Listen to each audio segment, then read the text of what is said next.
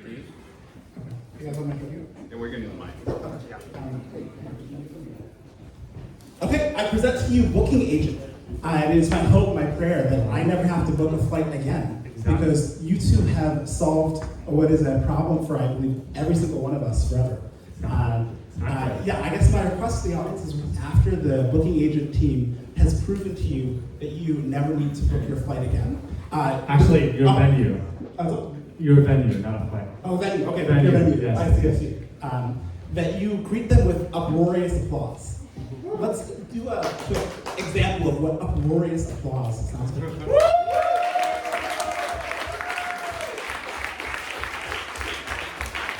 Thank you. Okay. And then after their actual presentation, of course, we're going to beat that example. All right, Booking Agent. Alright, so we had it and then we lost it. Let me give you a little Okay.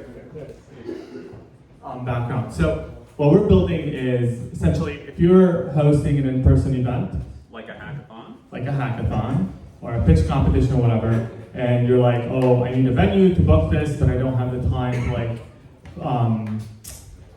to talk to the venue manager, book it, inquire about more information, all of that.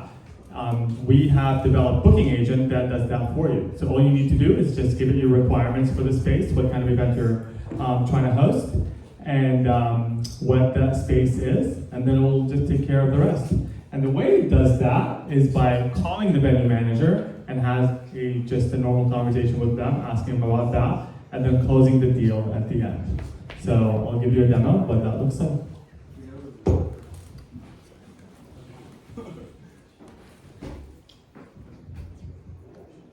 All right, so I'm going to take the role of the venue manager.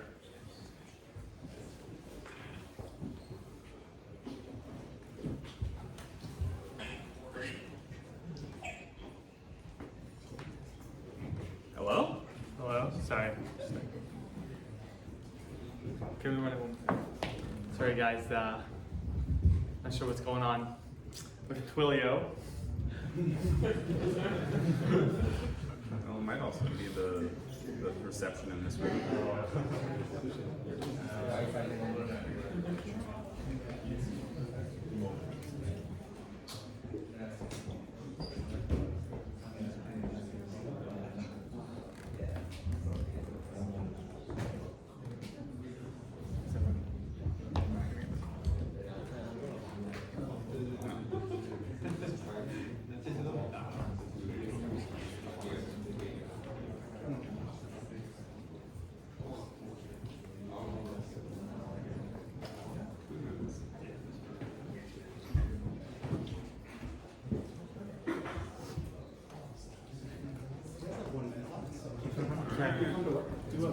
Do it behind the scenes. Okay, for sure. Sorry about that, everybody.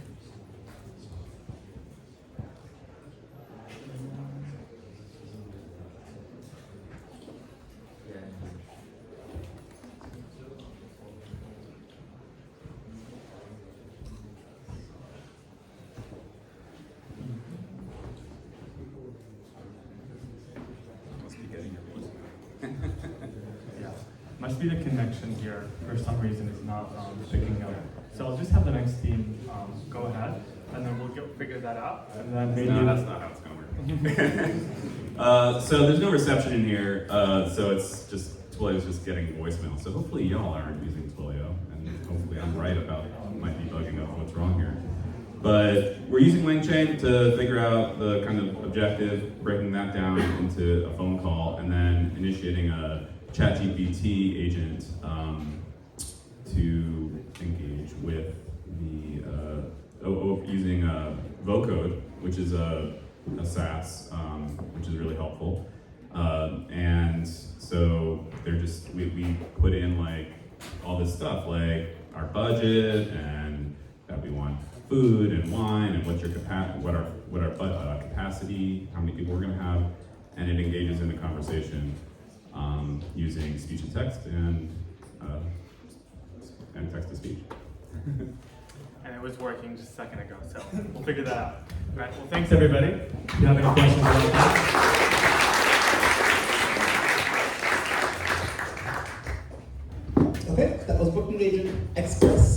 Multion components, you are up. Lost Sage, you are up.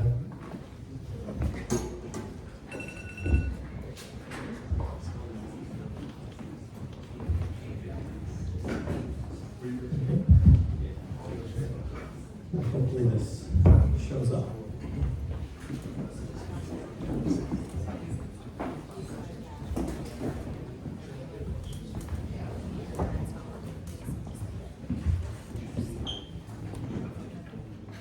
Okay, so yeah, let me start. So the idea is I want everyone to have their own AI workforce behind them, especially when you have things that you don't really want to do.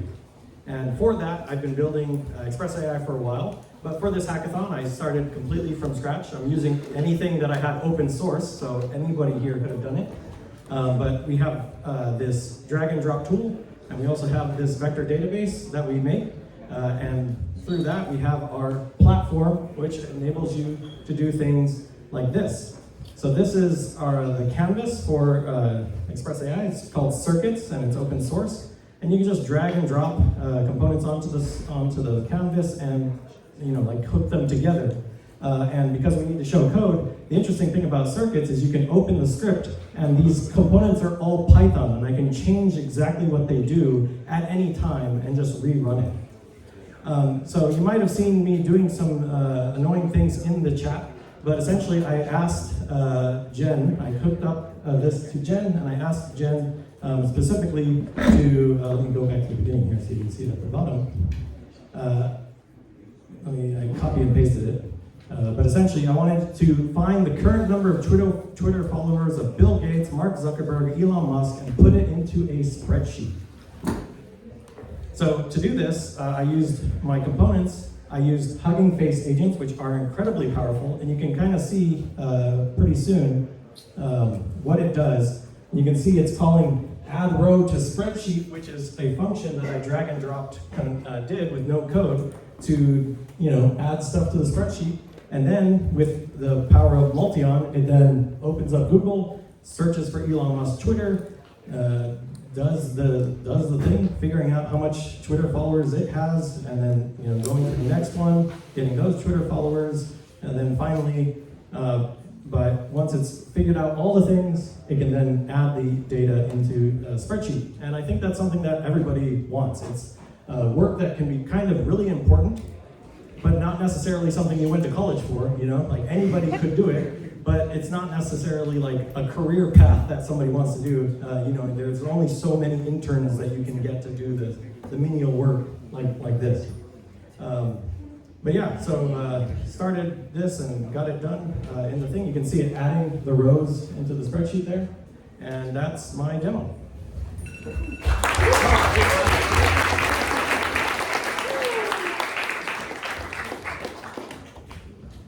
Amazing. So one question for Express. Anyone?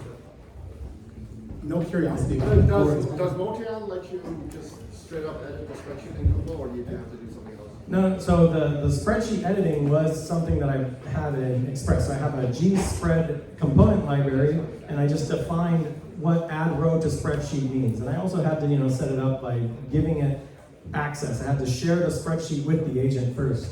And all that stuff has to happen. That's why it can be kind of complicated. But after that, you just drag it in, and it'll figure out how to do it by itself. Yeah. The Express API AI code is actually in the spreadsheet. So do take a look at its GitHub repository if you're curious about the details. Okay, let's hear it one more time. Good job. Okay, fire your lawyer. Law Sage is here to talk about an agent that consults regulations for you. And maybe our AI regulations will be sourced from their technology as well. Law Sage.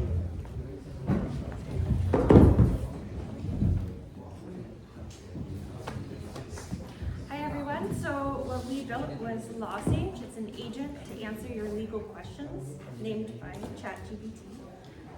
So we built an agent that a user is able to send a text message to our backend and the backend then takes over with the agent and queries, uses the query to search for relevant documents, legal documents, and then uses OpenAI's chat completion library in order to use those relevant documents and the query to respond with an answer. Do you have any? So this is our demo. I'm asking a question, and then it responds with the answer. Obviously, we also qualified. It's not legal advice. It's just a search engine, or just a search because. Yeah. And But we do eliminate hallucinations a lot because we're searching the most we're searching the most relevant legal documents related to our query. So not just straight ChatGPT answer, which might be very hallucinating. One of the things we also open our backend. So we also publish our backend is the next slide. At low-API.xyz, so you can query and get access to the law in your agent. any questions? Yeah, what legal data set did you use? So actually we use the US code and US status, and we also build an agent to try to index all the law, but it's not finished. So. Forward to be done. Can you share your prompt template after you get to your search result? How do you fit it into a GPT-4 or something? Sure, I can show the problem.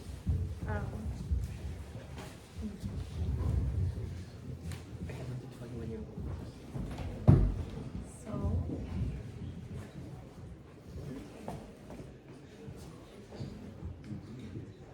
well, first we wanted to make sure that the question is actually a question that is a legal question and serious, and not just like, hey, or do you do drugs or something like that. And so then after we validated that the question is not spam, we asked it, or we gave it the system prompt. You're a lawyer. The user will ask a legal question and provide several relevant legal documents for your reference. Based on the user's question, you should search for relevant information in the legal documents that help answer the question and provide an answer that is supported by the information in the legal documents. So it's very much focused on making sure that we're giving information to the user that is supported and not hallucinations. Yeah. Thank you. Yeah. Very cool. Lawson.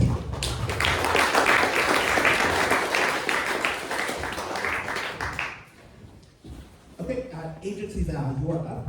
GPT Migrate, you are on deck. And yeah, excitedly, agency Val will probably give us evaluation for all of our agents. So maybe everyone in the crowd should be in fear that their evaluation will judge harshly. Okay, agency Val, are you here? Hello, hello. What? Oh, That's me. but you have like a ton of other peeps, right? Wait, we're Agent Evo. Oh, you're agency Val. Oh, okay. You're Agent Evo? You're also Agent Evo?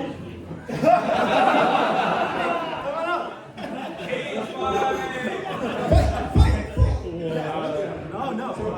You gotta like. No, you got Marco, are you also agency Val? You got agents. Come on, Wait, your name is the same thing. But it's not the same time. It's different things. There are three things. So I talked to you this morning and you said you had a name address. yeah, we named it Agent Evo. Okay, so we have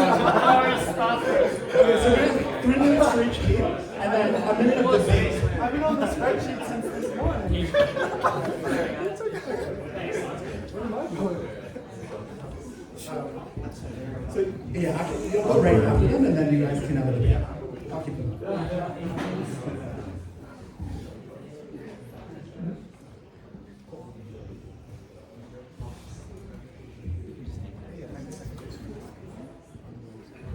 Okay. So we're agent eval team number 1. So, like many of the people in this room, we tried agents, and they suck. Everybody on the internet also happens to agree with us, from Reddit to Twitter to random YouTube comments. Everyone who's at least tried an agent once has run into an issue with infinite loops, crashing, and just non-stop issues with tokens, bugs, JavaScript, you name it. So that's why we made agent eval number 1. Essentially what we did is we took an open source agent called Taxi AI. It's on GitHub. We tried using Multion. Sorry, we had some API issues today, so we went with one that was out there that we worked with. We plugged in all of the traces, all of the actions from that agent into Amplitude and Microsoft Excel, and then we use it for debugging.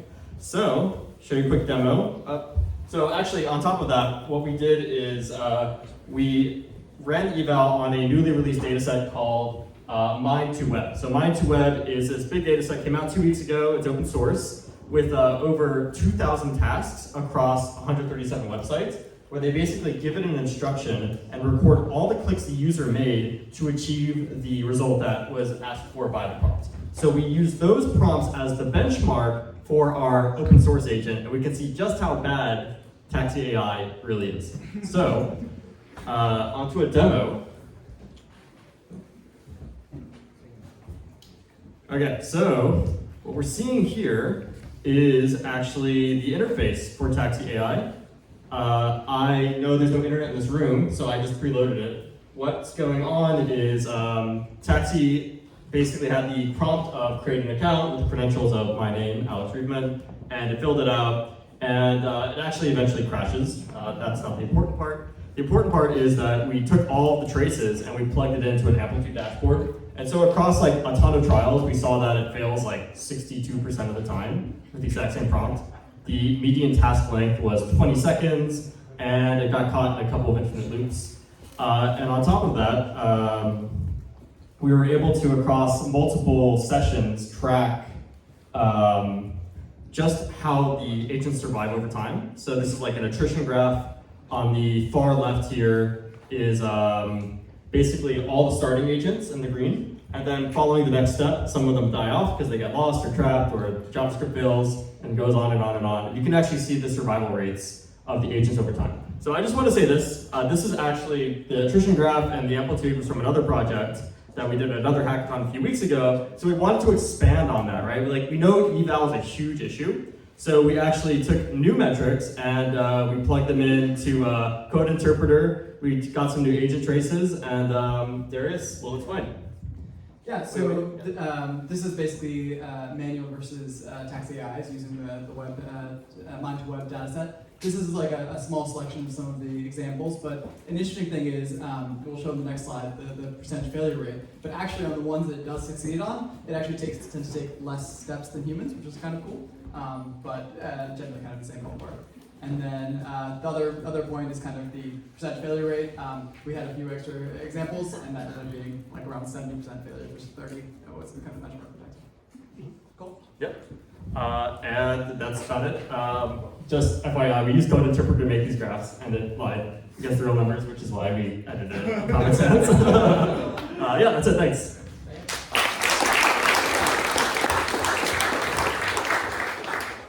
One question for Agent Eval. I have a question. How many times did you run your agent, and what's the sample size? So for like the thing we worked on the project a few weeks ago, we ran it like 100 times to get that attrition graph. For this one, how did we run it? 25 times. Yeah, it's around 25 times, and then we had a few different metrics. So one was the number of like steps.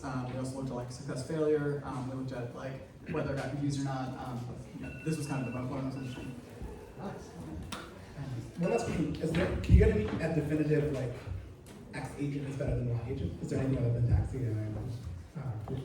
Yeah, where's the Multion staff? Yeah, we tried plugging it in with the API, and there were some challenges with the internet, so we just had to go with the Taxi, which worked locally every single time. So we could talk about how to debug those issues going forward. Okay, thank you. Okay, so we're going to do the any other agent presentation right now, given that we are on the board. And so after this, we'll have GPT migrate. I just request, can you stay actually at the front? So we're gonna have a brief agent powwow. Yeah, so there'll be a back and forth about what the best approach is. We'll compare them.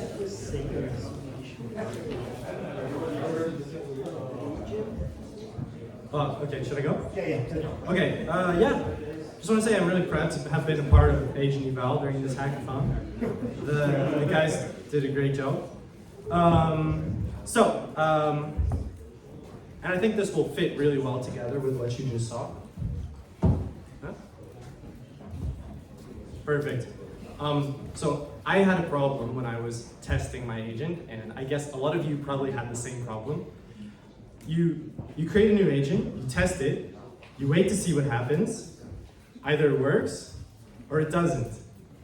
How do you know when it's working, when it's not, if it's because of something you did, or if it's just because of some chance?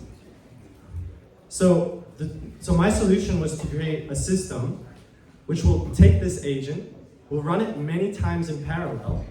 So in this example, 10 times, you could run it 100 times in parallel, and then you could get a success rate from that. So I have a very simple agent myself that I've created, and the purpose of this agent is to write code. So it will take this code file. This is a simple code file. This is a simple website in HTML, and it's missing all of the JavaScript. And so the idea of this agent is to take this file and fix it. However, it doesn't always work. So what I did was I created this test case. This test case says, okay, load the website after the agent is finished, see if it's 0, then click the button, then see if it has increased, as it should. So what my script, what Agent Eval does, is it first runs the agent. Here it's running 10 times in parallel. Oh, I forgot there's no internet here. That's fine, because oh, it is, actually it's doing something. But in any case, here's a short video of that. So it will run it in parallel. This won't take any longer than running the agent once, as long as you have enough power on your laptop or whatever machine you're running on. Then you'll get the results. So then after that, I said, okay, well, I'd like to test something on my agent. I want to change the temperature here. I change it from 1 to 0.2, run it again, and then I get the health for the new benchmark for the agent. That's it.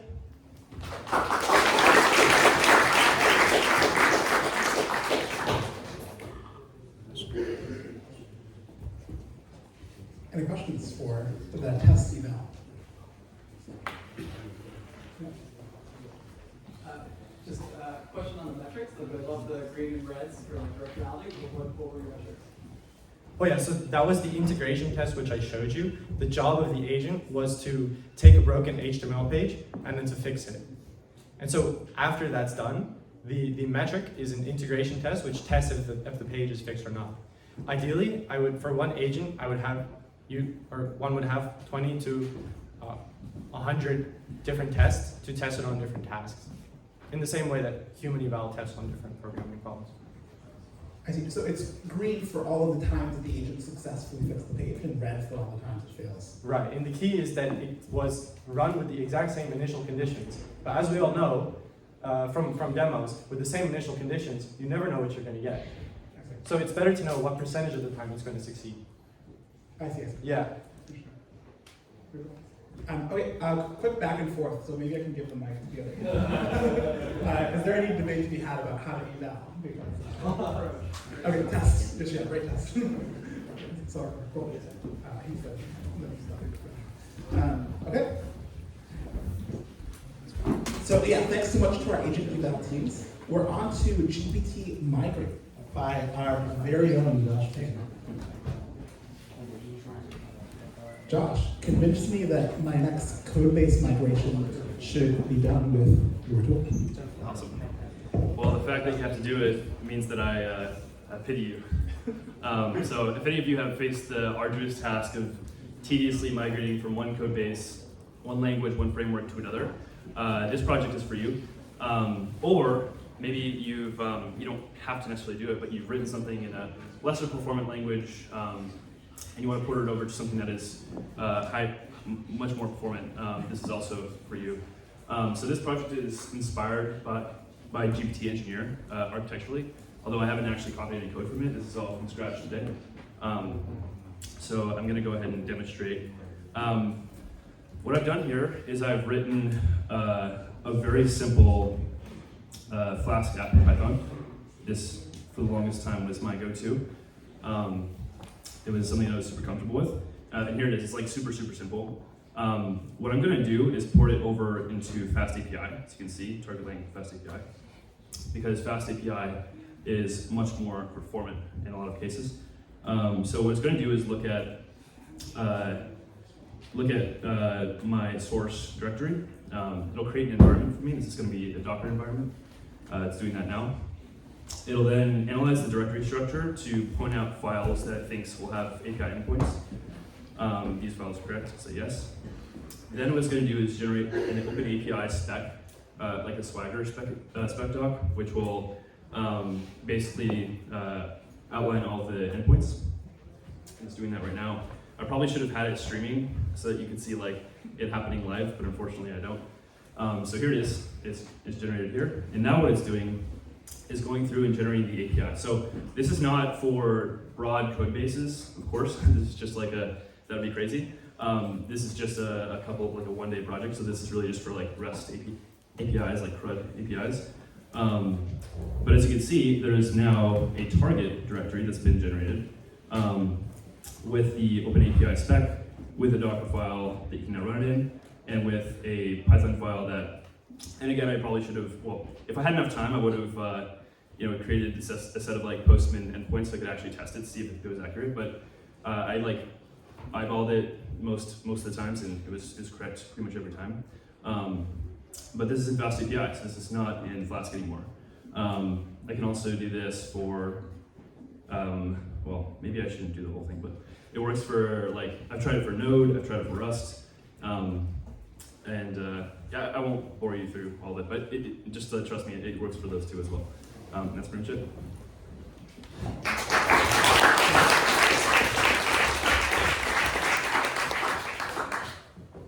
One question? Can you do it side by side with the original code? Oh, sure. I just deleted the directory, but let me wait for this Rust one to finish because that's more impressive, actually. All right, that's the spec.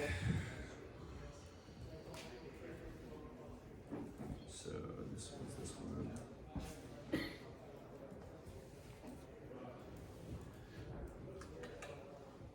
All right, so it's generated this one. So this is the Flask one here on the left. It is almost done. Okay, it's done. Oh no, wait, I think I did something wrong. Let me try something else. Okay. Packages is all you need. Yeah, it's done a package instead. Oh, I see. Okay. Any questions while that is moving? Yeah. Hi Josh, I was wondering if you, let's say you convert Python code to C or to Rust, let's say C, right? It's like some of the variable is dynamic, you want to convert it to static. How do you determine, like say, whether it's int or it's real? And say if you want to set a matrix, how do you predefine its size and all that? So what it's going to do is go through the code graph of each endpoint and look at what dependency functions there are. Now, I haven't actually implemented this part. This is going to actually like pretty meaty to actually go through and like analyze all the functions. But that's basically what we do for different dependency functions that are more complex. To just like isolate that and then port that over. Does that make sense? Or here's the app.js one. All right, so this is more fun. So this is side by side. You kind of see it's react. Looks legit. Yeah. Checks out. Yeah. All right, thank you. Okay, awesome.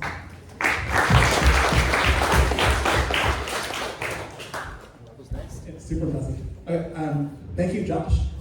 Next AI, you are up. Your AI front-end dev. Can't wait to fire all my front-end engineers. And Global, you're on deck. This is next AI. Next AI. And I guess, yeah, I have a request for Booking Agent. If you can video your phone call, we can probably show the video. So.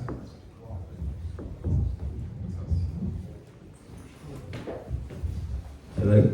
Hi, so the motivation for this is that we just think that there's an obvious transition of how we code in the future. And that is going to be offloading a lot of the content, like the boilerplate and the work to an AI, and you acting as more of a code sort of director. And so we focus here on front end in particular, where we take a Next.js app. This is just one that's starting a repo. And the idea is that if we connect this up to the standard out, the standard error, straight into GPT-3 or GPT-4, then this thing can act and sort of fix its own errors, do actions over the whole repo, and just basically get a lot more done. So here, I'll do a live demo, we'll see how it goes. So on the right-hand side, we've just got the dev server running, and on the left-hand side, we've got a simple little chat interface to go and work with the AI. And so I'll pull them up both side by side, and we'll do something like, can you hold them back? Oh, for sure. Make the background a nice sunset. Tasteful sunset gradient. I'm going to show you how we do this in a second, but we've got a series of functions that operate over the repo, all using OpenAI's functions here. It doesn't do it, so I've got a dark mode, include dark mode. It will figure it out. So you can see that, there we go. It's looked for the repo, it's figured out where it should make a change, and it goes and makes the change. So that's pretty cool. I'm going to do one more. We get a variable request from the audience. Yes. Mark, I think about that. Suggestion. Add a cat in the middle of the page. Nice. Add a cat in the middle. We knew this was Okay. coming, yeah. So here I've just asked it to make the links into emojis. You can just see as it operates through. And the great thing about this is like, the motivation is to have a really quick record between the change from the AI and what you can see. So you can just quickly stop it, direct it, and change things as you go. We're gonna make it Cat. very impressive. Fingers crossed.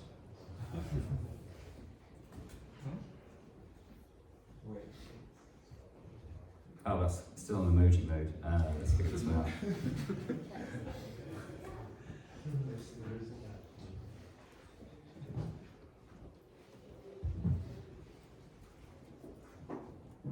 So no, this is a good thing. So that error now is going to be piped back into the repo. So we can show you how this works in a second. Hallucinated a link to an HTML cat. It's actually a real link, but Next.js has some like security protocols, so you can't do it. Please kid me.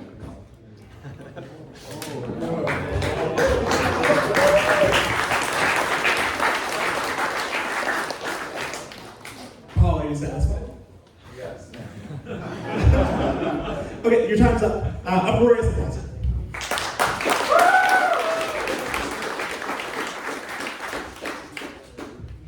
One question? That's crazy. Any questions? Can I fire my friend? Thank you. Okay, so next presentation is going to be by Gobble. Small data. You are on deck.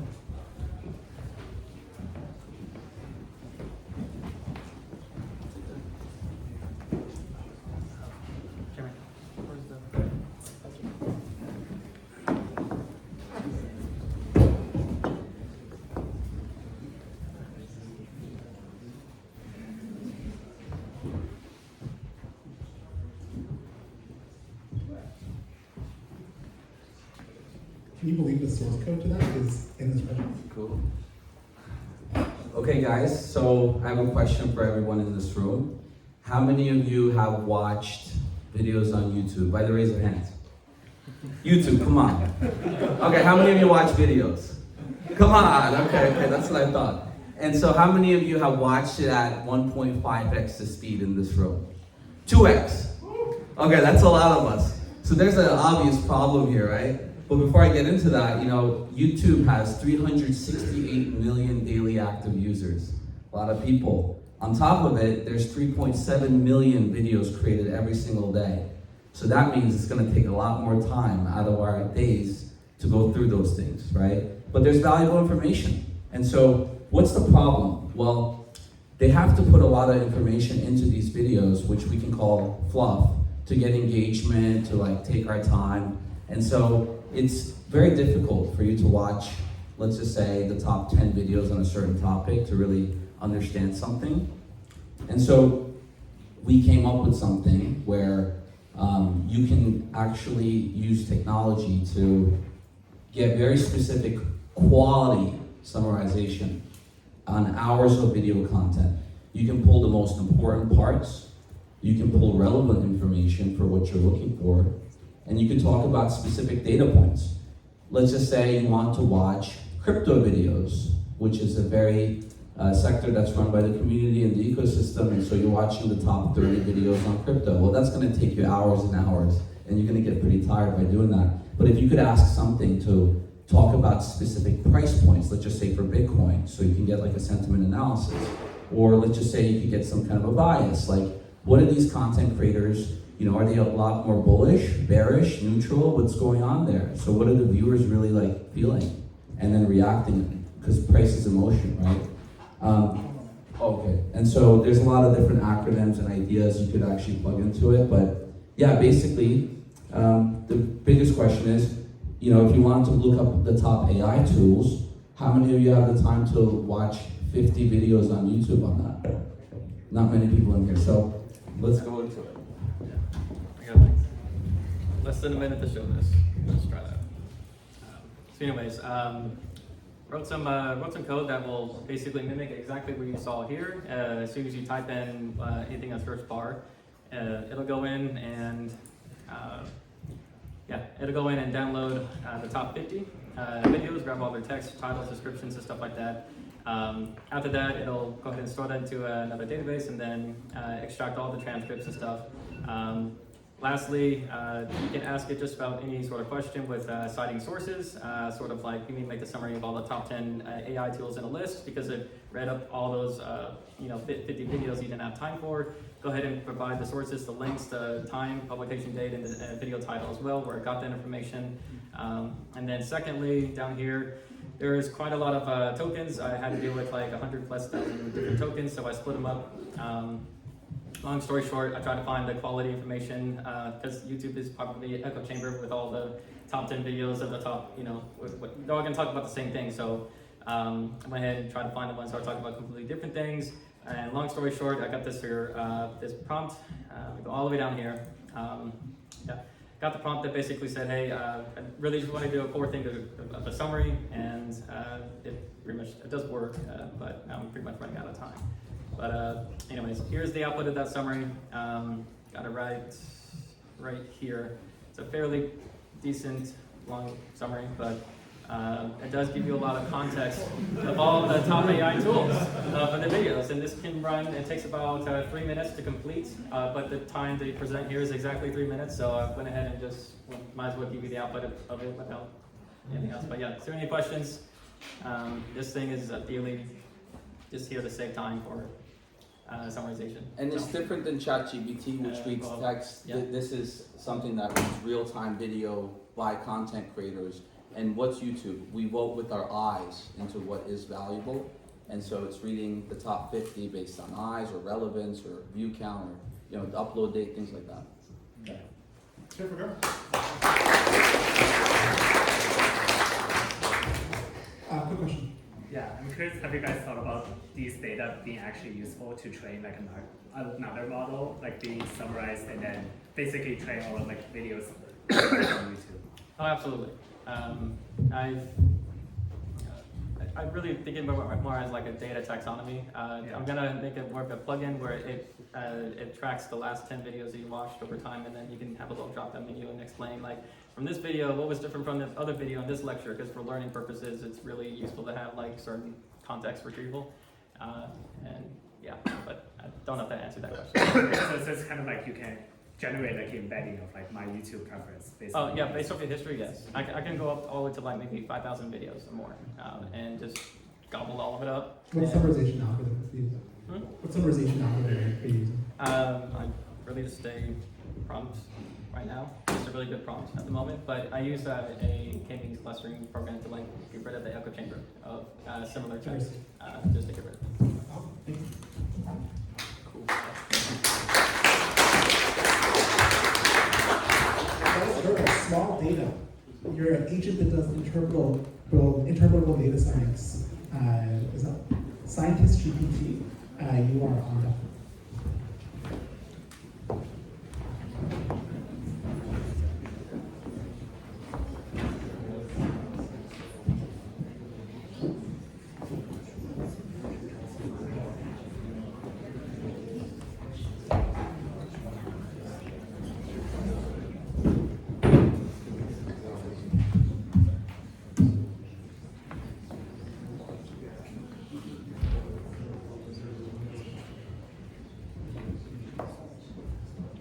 And I get you, small data.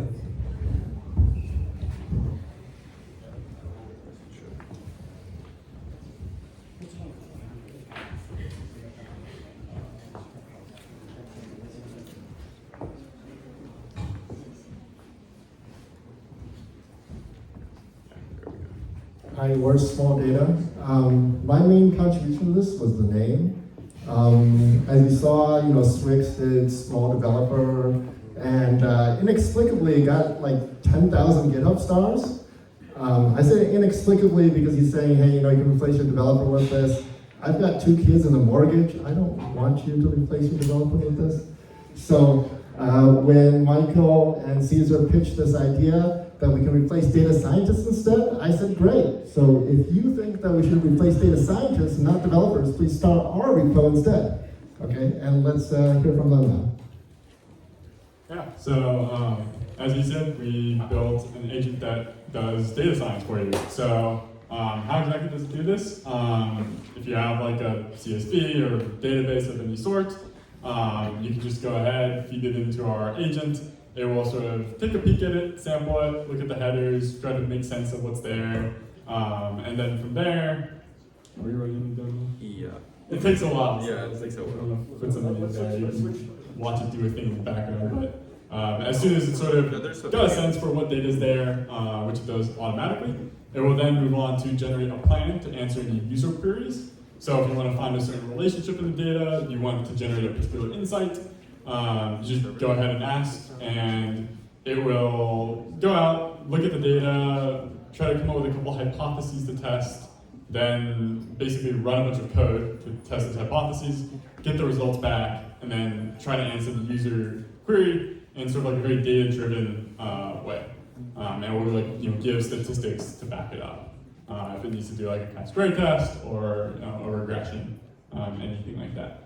So I think we have a little bit of video here, maybe. No, not really. The downside to trying to do like a live demo of this is it has to actually run code, and usually it makes a mistake the first like multiple times until it actually gets it right. But this is, I think, a couple screenshots of it working. We're in the process of trying to collect the video, but I don't think we quite got there. And we also have a screenshot from the terminal, which I think is a little more impressive. This is just before we had the Google finalized. Can you zoom out a little bit, and I'll try to explain what's there. It's a little hard to read. My apologies. But yeah, basically at the top you can see sort of the plan that it lays out for how to actually answer the user query. And this is on data from like the 1994 consensus, which is pulled from Kaggle, so it's like basically a big CSV. Does a bunch of data analysis, which is the garbage is in the middle, and then at the end there comes up with sort of like a nice set of conclusions using the data that it generated from the data set.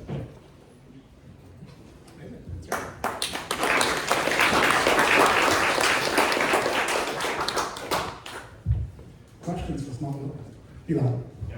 What kind of agent or prompts did you use to get it to output, information about the data set? Yeah, it's all just GPT-4 chat completion. Yeah.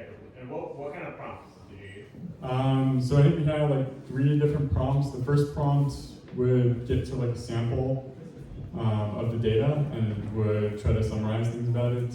Be like, oh, here's like the header of the CSV, stuff that's important.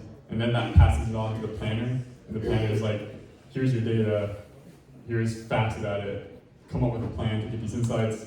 Then it would pass that plan to the code module, which would be like write code that answers these questions. And then it would basically then send it up the chain back to the planner, and the planner would give the final insight.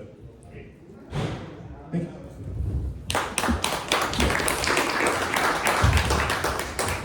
Scientist GPT, show us how to automate biotech science research. Really nice. That's nice. At Sparklinks AI, you are on deck with your AI dating community.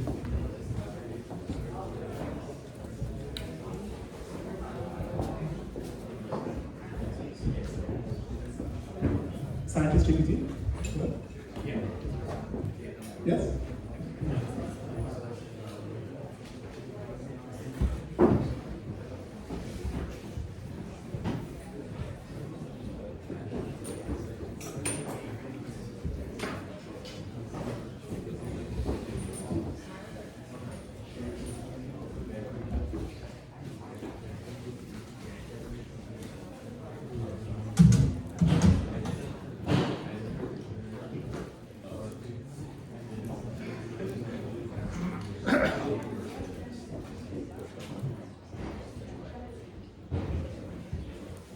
All right, so we are Scientist GPT. We are building an AI agent-assisted drug discovery research tool. Now, what is the problem we're trying to solve is that scientists waste a ton of time pursuing costly experiments. Silence on the conversation while Scientist GPT is presenting. Let me use that opportunity to introduce myself. My name is Sean DeMantha. The problem we're trying to address is scientists waste a ton of time pursuing costly experiments that replicate research that's already been performed. When we try to get machine models to help them with research, a lot of the valuable data is actually in the images within research or patents or other types of documents. So what we've focused on is building an agent that can parse both text and image data. Just to give you a sense of why this is valuable, so like if you look at a typical biological paper, you're going to see representations of molecules. In this case, this is a molecule called AMG 510, and the representative string that scientists typically use in drug discovery research is called a SMILE string, which can be seen below. This is the representative SMILE string of that image. So let's say a scientist has a question. I'm investigating KRAS G12C inhibitors. So KRAS G12C is actually a very active target focused on cancers of the lung and other types of cancers. So this scientist is trying to find the most potent existing molecules from literature and associated data. So what we did was we built a very basic interface here. I'm hoping this internet works. I paste that query in there. And what we'll do is immediately extract the chemical compound of interest. In this case, it's a protein.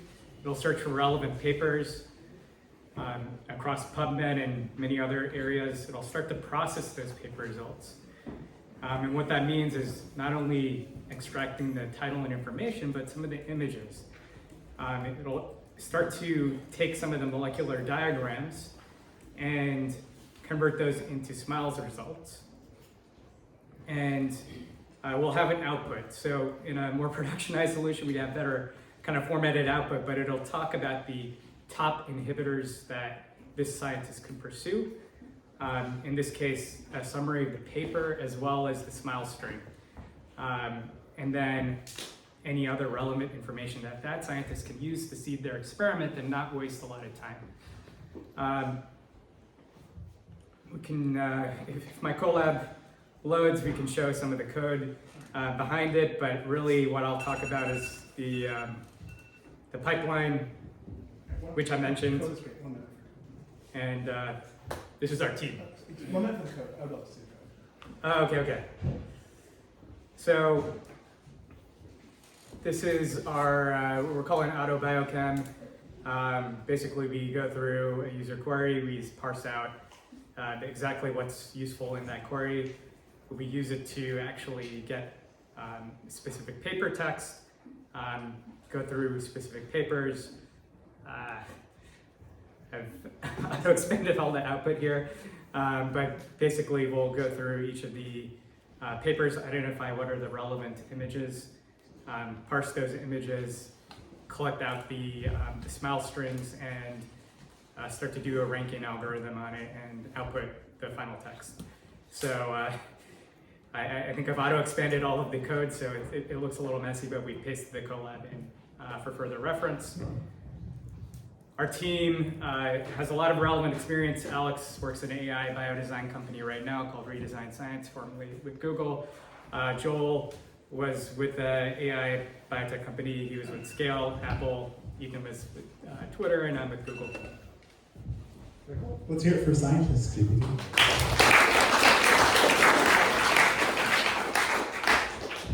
One question. How do you get from the images to the smile string? Here, same question. Yeah, so really good question. Actually, Joel, I don't know if he's here, but it's there's an open source transformer we use basically for parsing from vector diagram to smart string, and then we parse it. And it takes in the image of the series of pixels, or how is it? Yes, okay. It's fast transformer trained for taking molecular diagram to smart string, and we also parse in papers. We have a lot of molecular diagrams in one image, and we parse it out each molecule from that.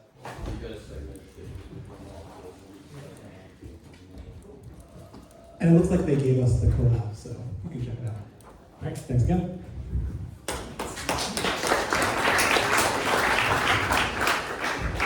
Okay, we have Sparkman's AI, who's going to find your soulmates systematically.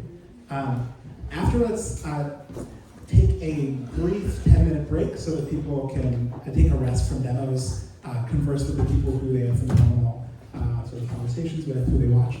And we'll be back after 10 minutes to finish the rest of the presentation.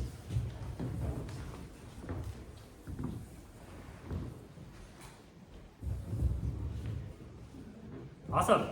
Hey everyone, we're Sparklings.ai. We're trying to build an AI dating agent community that tries to find you the best match. But before we start, I want to solicit a name. Any name that you think of pop up in your mind. Just give me a name, anyone. Huh?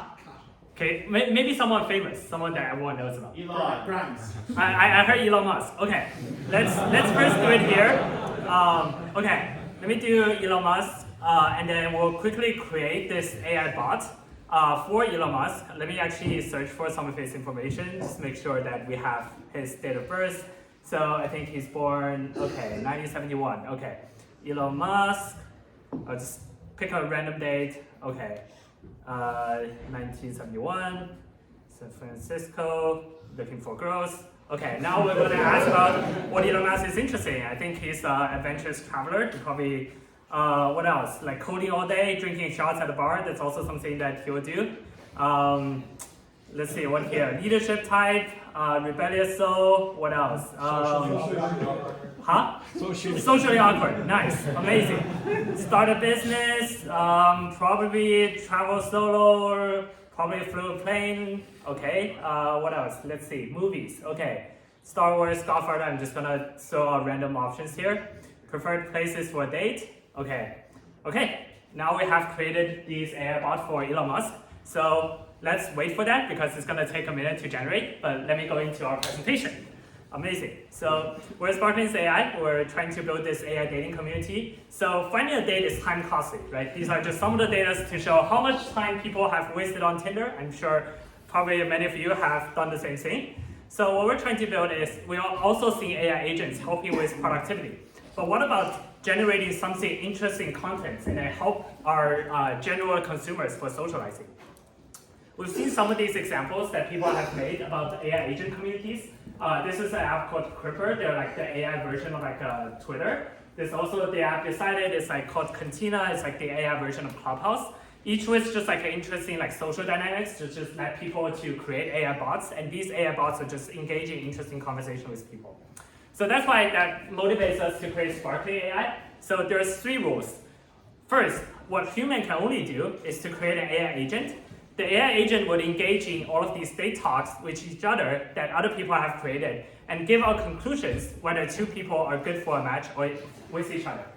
So only when these like AI agents think that you're a match, these 2 humans can actually start the conversation. And when they start the conversation, they'll have all of the historical context that these 2 AI bots have chatted about to serve for their co-start conversation. What is under the hood is that we built this a line chain generative agent like framework that basically takes in 2 profiles and then generate these like conversations based on like the context. Like this is like the first time they meet, they're both single, and then we ask them to generate like a dating conversation. Okay, I'm gonna skip this slide. Let's actually go into the app. Let's refresh it and then see what's in come out. Okay, Elon Musk is matched with this girl named Robin who lives in San Jose. And then let's see the conversation. Okay, how's your day going? I'm Robin, going well. Pretty good, just finished coding all day, huh? Okay, haven't done any coding before? Okay, so they're trying to get to know each other, know about like some of these experiences, and it just keeps going, right? They're going to talk about movies, and then they're also going to talk about, oh, this is actually something new. Elon Musk said he's a big fan of San Francisco Giant. We totally didn't imagine, didn't put that in there. It's just something spontaneous that the model have generated. Maybe wrong, maybe right. I don't know. Probably need to ask Elon Musk. I'm a fan of tequila shots myself. Have you seen The Godfather? Okay. Some of it is random, right? The generation quality is not the best, but we're trying to improve on it. But at the end, they will always end in a conversation to say, oh, let's continue this another time, which then serve as the purpose for them to start another conversation the next time any of these like users log in. Okay, Spark things out.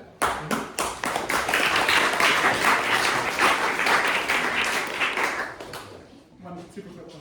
The date seems to be 1970. You mean what date? Oh yeah, that's just a placeholder that we put it in. Yeah, a lot of this is in a rush that we have completed. Yeah. Excellent. What was the matching algorithm that you used? Like, did you rate the conversation in some way? Yeah, so the matching algorithm is actually based on the gender. So gender is like a fixed like a match, right? Like boys match to girls, girls match to boys. But then we also search for their commonalities. So whenever they have like a common interest, we'll say like +5 points for them, and then we basically rank all of these like people in our current database to see who has the best match like ranking. So we'll match it with that person at first. And how much of this did you do during the hackathon? We only started with some kind of like exploration on the GPT. So we have this like app interface before, but then all of these like we have the framework, but all of these like prompt fine tuning and matching are done today.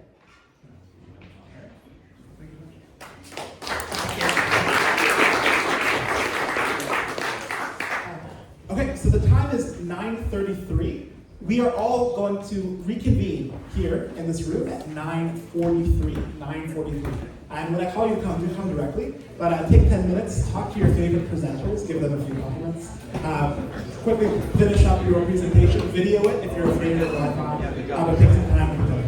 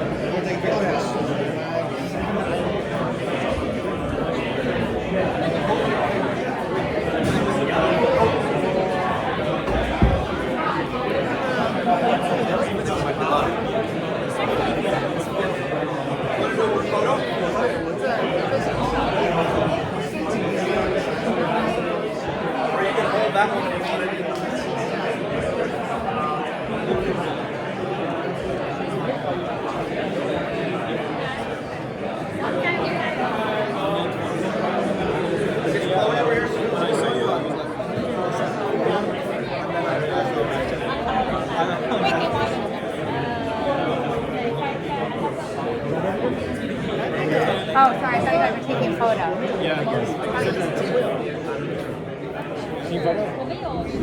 By the way, the pizza's here, the food, the over there, and the kitchen area. So if you're hungry. Ready?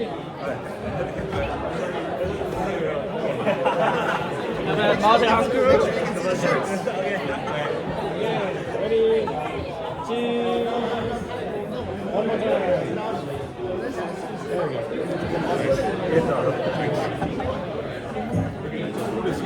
Nice. Did you already have This is doing a good job with the flight. I'm not gonna lie. I got stuck. I'm like turning it to one way. No, the flight is still, but using Google Flights. Thank you. No problem. Google Flights is like the ship. Flight is the drop down, but there's a problem to like select the drop down after.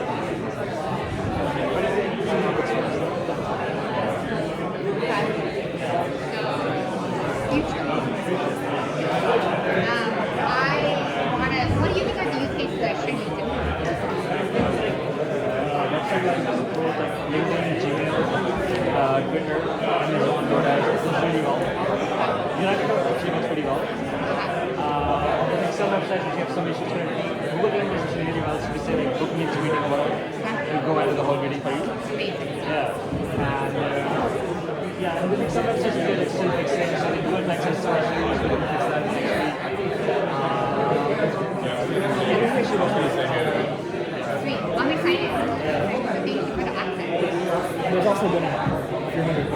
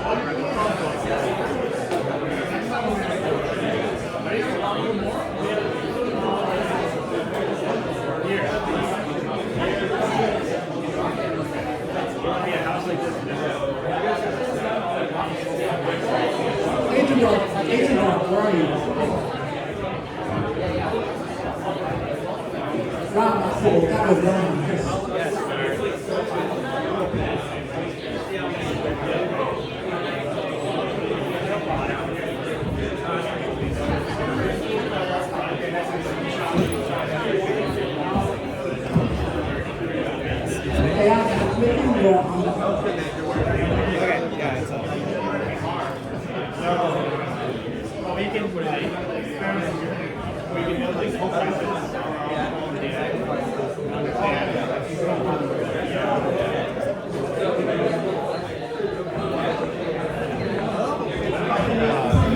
crowd actually. Oh shit. Did I just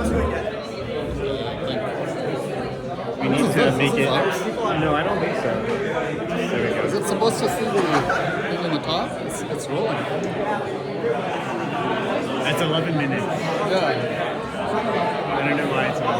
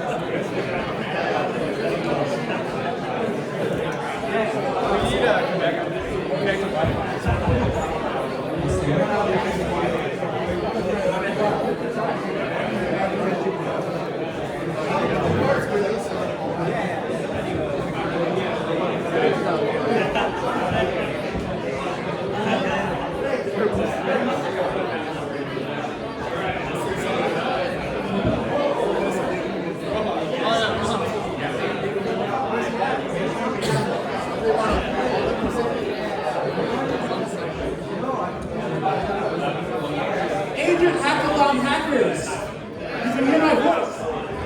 Take a seat and prepare for agent hack. And you can hear my voice. Clap 3 times. Silence. Silence, silence, silence.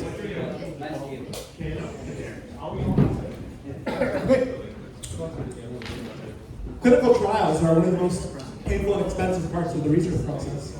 Agent Dark claims that this multi-agent system will automate the clinical trial process. Take it away. Hey everyone. So we've got a team of 5 out here. Really awesome team to work with. So we're going to present Agent Arc. It's going to showcase a couple of tedious processes which we've seen at IC. I run a company which is focused on automation in the clinical trial space, and yeah, we're working on a couple of challenges on that. Excited to share this. So the motivation is, you'll see in the next couple of slides that these workflows can be really challenging. They're very human-driven, and it comes from the perspective of being extra careful and also very regulated. So there's multiple reasons why this space has to be following a certain set of protocols, and it just today where it is it's very tedious. I didn't do the boring part, but it is. So we've got a couple of areas where agents can definitely help. Here's a quick view about what we have worked on, or what we will be showcasing. As you can see, we're taking a single persona, the research coordinator, and we do think there's a 100x productivity gain which you could target if we move towards a world where there's greatly automated workflows with agents in there. So just to walk through a small part of the job of a research coordinator, like if you look at the day in the life of a coordinator, this is one workflow you'll see. So I'll just describe from the left to right here. Typically you come in as a coordinator, maybe you start off your day by looking at 10, 15 different systems. And this is done manually. It is not integrated like an EMR or a regular health-based system. This research is very bespoke. So you have multiple systems like labs, patient-reported outcomes, safety notifications, and these can be coming in from 10, 15, 20 different pharmaceutical companies you might be working with. So you've got a lot of different systems you have to work with. You're manually taking all this data, collating it, uploading it into a trial management system if you have one. Then there's a decision-making process of what to do with it. So there's, let's say, hundreds of thousands of data points you're coordinating about. And finally, there's a review stage, and then eventually you're either calling into the patient, notifying the patient, or requesting them to come into the clinic, doing a redraw. So as you can see, right, it's a very tedious process. It can be really slow, and it's expensive. And the next time you hear, drugs cost $3 billion to get to the market, this is probably one of the reasons why that's happening. So small chunk of that. So how are we going to do this, right? We're going to showcase a automation around clinical trial workflows using a multi-agent model. What is multi-agent? Like I've said, there's multiple stages to the agent automation you can bring in. And what we've done today is we focused on building 3 separate agents which all interact with each other to eventually get to the end goal. So we've got a retrieval agent, a CTMS agent, which is the sort of like clinical trial management agent. So this is an agent which is interacting with just the CTMS software. And then finally we have a front office agent, which is mimicking a person in the front office who's basically interacting with the patient and performing the required workflow. So we'll get into the demo, and we're going to have a quick takeover. All right, so we have the demo here, and you can see that after we run the script, we have to connect to Multion. Multion is not secure, I guess. And so we have the dashboard, and so our first agent is getting, let me pause it there. Our first agent is getting their mobile phone number from the subject ID in the page, which is something that someone has to manually do in this web page all the time. And after that, it would feed into our second agent, which would take the subject ID from the that it would get from a PDF on the page, and then it would it would go to the Files tab here, and it would generate a report. It would add the report to the file here, and since Multion can't choose a file, then that step we're doing it manually, but that's in the books. Yeah, that's in the works, right? And then after this happens, after we add the PDF, we save it, and it would add it to a subject document. And then this goes to the next step of the demo, which Rohan can explain. Yeah, so from here, we just have to screen share separately, but it goes to the front office agent, where the agent messages the end patient and tries to schedule an appointment. So this just uses Anthropic, and we're using the Twilio API on top of that. And you can see that it handles these kind of messages and appointment scheduling really naturalistically, as if you're talking to a real